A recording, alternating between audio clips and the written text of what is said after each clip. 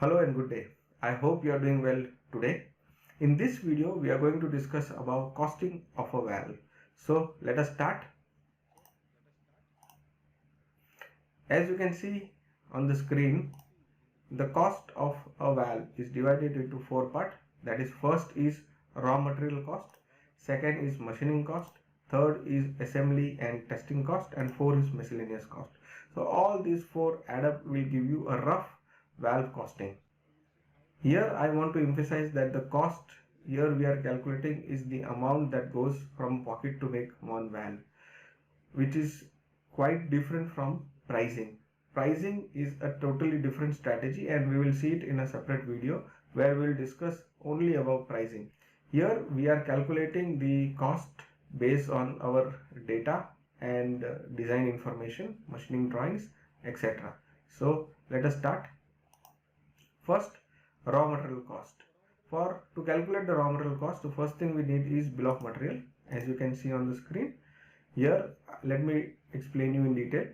Here we have the description of all the components that are required to make a valve, which will include even the nameplate of that, quantity, the applicable drawing numbers and their revisions, weight of the components, and the total weight. Now here the weight will be coming from the design department. It's very important, because if there is a variation on actual weight to the design weight, maybe more than 4% or 5%, we can decide that. Then we have to work out that either something is wrong somewhere, either the design is not done considering all the allowances for, say, the process like casting process, or it could happen that the sub vendor is not efficient to produce the casting in a particular range of weight. So here we have to see that the weights are very important, because here the raw material cost, if you are not able to calculate properly and you have an error of say 15 to 20%, you are out of the game. You will not be able to get the order for sure. So we have to be very precise here to calculate the design weights as well as the actual weights, and to know how much the difference between the two is. Okay, then we must have the rough cost of material, that is all the metal, plus what will be the cost for sealing material, for o-ring, gaskets, PTFE ring, or all that thing. We must have the cost. Here we are talking about the cost where it is outsourced, or we are not doing any processing on that. For example, casting, okay, we can have the casting straight away. We have the weight, we have the rates, and we can get the cost for that. However, whatever processes are there, like raw material conversion to semi-finished product, like the machining process, that we will calculate separately. So second is machining cost. Machining cost, first thing which we will do is we must be able to calculate machining time. There is a two way to do it. One is actual and one is estimated. Actual is when you are in the production, so you are trying to see that you are just calculating based on the operator. So the operator will tell you, okay, this is the time it requires to do the complete machining of this particular component. But in the beginning we have to go for estimation. Estimation is very simple. You have to study the machining drawing, and based on the operations of machining drawing, so suppose if there is a valve body where you require turning and milling and drilling, all these operations, there are separate formula for this to calculate the time. So once you know the depth and feed and rotation of the machine bed, you will be able to calculate the time. That will be an estimated time, and once you have that estimation time, you can use that to calculate your machining cost in the beginning. But as you go about, that data will be used for your actual. So if your machining time is more than your estimation, then you have to understand that the estimation is not correct, something is wrong somewhere, and other way around. So if your machining time is perfect but your actual values is much higher, then we have to work out that what will be the efficiency, and is the tooling is done properly, do we need to have a jig fixtures, or are the operators, are we utilizing the machine properly. So all these things we can consider. So we need both the data. One is the actual as well as the estimation. So these two data will help us to know what will be the machining cost. Also, machining cost we can calculate per hour or per minute, depending upon how we are looking at things per minute is okay. So there are two things. One is external, that is we are just giving the valve body or component to outside and they are doing the machining and they are sending it back. So they will charge something, so you will have that cost with you and you can use that cost for your costing. Second way of looking at is in-house. Now this is what the most important part is, because most of the critical valves you will try to do in-house. So how do you calculate that cost? I'll take it along with assembly and testing costs, so we'll have a better picture to know how we are doing machining cost. Third is assembly and testing cost. Here we again I am discussing actual time, where you are taking a valve and you are doing an assembly and testing it, and then you are noting it down, noting the time, so you know okay, this is the time required for assembly of the valve.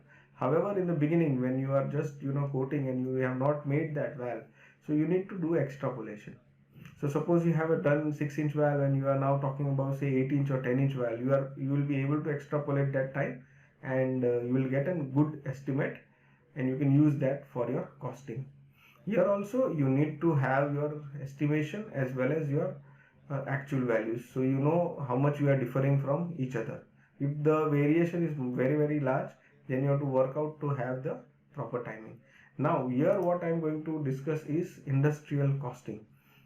This cost will be used for machining per minute. We can calculate assembly time per minute, and we can calculate the testing time per minute. So all these three things which once we have in per minute time, we can actually calculate the cost, that what will be the cost to make it. So how we will calculate the industrial costing? There are two parts to it actually. One is the variable cost and again another is the fixed cost. So variable cost, calculate all the variable costs that are there in the factory. Okay, this will include the salary, it includes the tooling, it includes the consumables, it includes the training. Okay, and you calculate the fixed part also. Fixed will be the rent, depreciation or interest on the loan that you have taken to run the factory. In short, there are two things which you have to calculate. One is what will be the cost to run the factory for 1 year, and what is the time available with you for a 1 year time. So what you have to do is you calculate the number of hours per worker first, and then you multiply with the number of workers. Then you reduce some of the benefits like leaves, casual leaves and accidental leaves, and you calculate the training part, reduce the lunch time and all that thing. So you will have number of hours per year available to you, and you have the total cost to run the factory with you. Once you divide that, you have per hour or per minute depending upon how you want it. So you have that cost with you, that will be used to calculate machining time. So if your machining time is say 20 minutes and your cost is say 600 rupees, so you can simply 600 rupees per hour, so you can simply calculate that what should be the cost to do that machining. Same thing applies to your assembly and testing. So based on that, you can actually calculate all these three components very easily.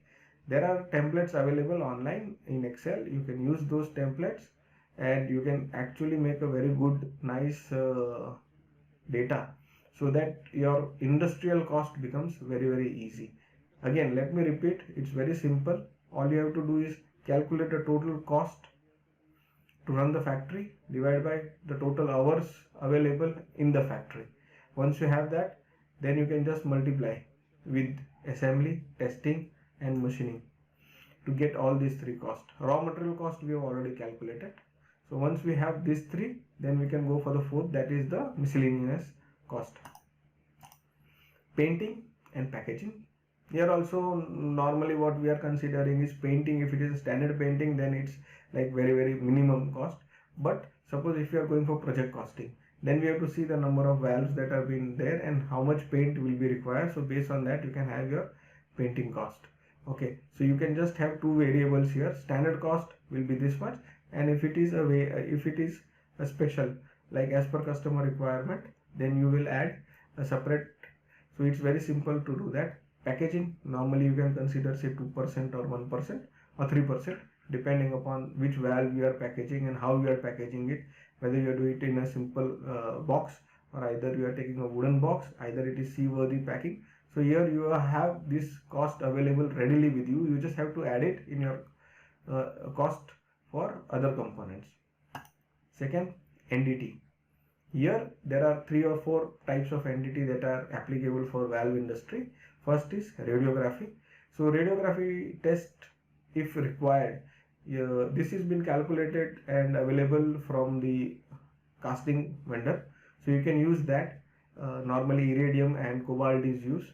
So iridium is probably 5 rupees or 7 rupees per square inch, and cobalt is around 20 rupees per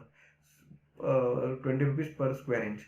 So you can use that data, and you can calculate the what will be the area for for radiography, and you can calculate that cost easily. Ultrasonic, again, required, if required, it can be done on the stem probably, or on the forging. It's not very expensive, probably 8,000 rupees for a day. So suppose you have like 200 valves or 300 valves or components, you can simply calculate, divide by, and you can take that cost. Magnetic particle, again, it's like 3 rupees or 4 rupees per kg of the component, so that can be taken easily. Liquid penetrant also 3 or 4 rupees per kg, and you can take it and you can go ahead. So you can have the NDT. My suggestion is to quote NDT as a separate cost always, because you must, if you load it the cost on the NDT cost itself in the valve, there could be a possibility that for the future this NDT might change.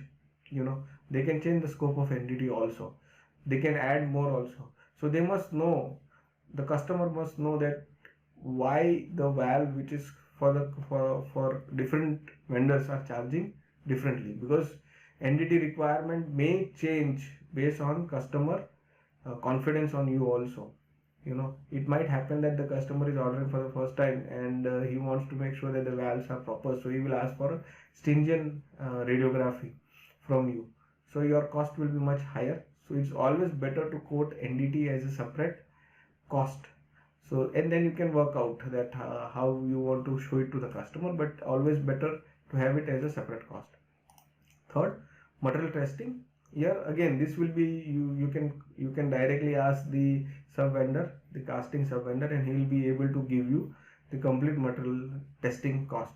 It will be, which includes impact testing, or IGC or HSC, or all that thing can be quoted as separately based on heat load. So once you have the heat load, like 20 valves are there and you are making 2 heats, so based on that you can calculate, and this is very simple, very easy.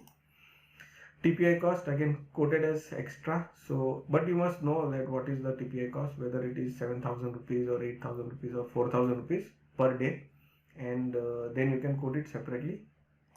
And fourth is the documentation. May not be required in all case, but documentation sometimes required. Suppose you want to give the catalogs in separate languages, or IMO in separate languages, or you need to have the certificates copies, several copies, and all those things. So you can see costing maybe for that can be like 1 or 2%. Okay, so this will give us, as you can see on the screen, this will give us the valve cost, that is raw material, machining, plus assembly and testing, and miscellaneous cost. All this will add up to your valve cost.